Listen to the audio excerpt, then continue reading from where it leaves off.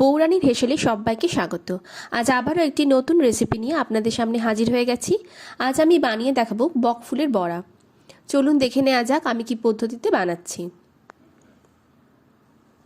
প্রথমে আমি বকফুলগুলোকে খুব ভালোভাবে ধুয়ে নিয়েছি।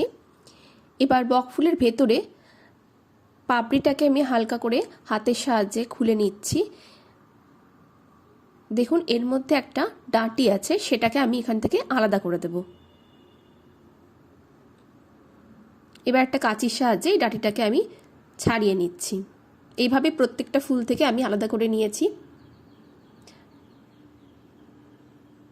এটাকে ফেলে দিলাম। এইভাবে সব ফুলগুলোকে আমি পরিষ্কার করে নিলাম। এবার একটা ব্যাটার বানাবো, তার জন্য নিয়ে নিচ্ছি 1 কাপ মতন বেসন, দিয়ে দিচ্ছি 1/2 কাপ মতো চালের গুঁড়ো, একই সাথে দিয়ে দিচ্ছি 1/2 চামচ লবণ, খুব সামান্য পরিমাণে হলুদ, লাল লঙ্কা গুঁড়ো আর কালো জিরে, দিয়ে দিচ্ছি বেকিং সোডা। এবার সব কিছুকে ভালোভাবে মিশিয়ে নিচ্ছি।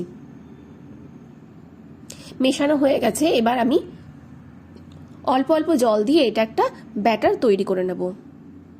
একদমই পাতলা হবে না, বেশ থকথকে একটা ব্যাটার এটাকে তৈরি করতে হবে।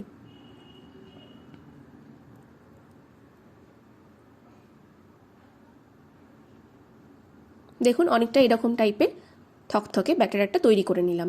এবার আমি ফুলগুলোকে ভেজে নেব। তার জন্য কড়াইয়ের মধ্যে দিয়ে দিচ্ছি সাদা তেল। সাদা তেলটাকে গরম করে নিলাম ভালো মতন।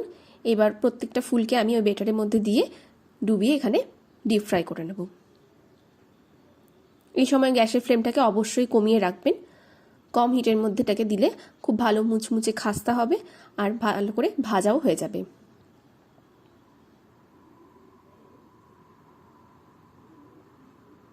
এক পিঠ হয়ে গেলে আরেক পিঠ উল্টে আমি একইভাবে ভেজে নেব।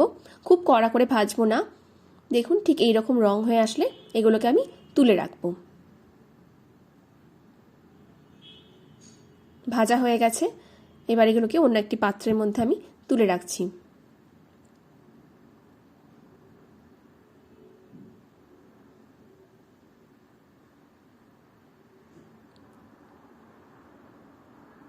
একইভাবে বাকি ফুলগুলোকে এই পদ্ধতিতে ভেজে নিলাম। আজকের রেসিপিটা খুবই সহজ ছিল, আপনারাও বাড়িতে এইভাবে বানিয়ে দেখবেন। খেতে খুবই ভালো লাগে। এটা ডালের সাথে হোক বা বিকেলে স্ন্যাক্স হিসেবেও হোক, অবশ্যই এটা ট্রাই করতে পারেন। আর আজকের রেসিপি কেমন লাগলো অবশ্যই আমাকে কমেন্ট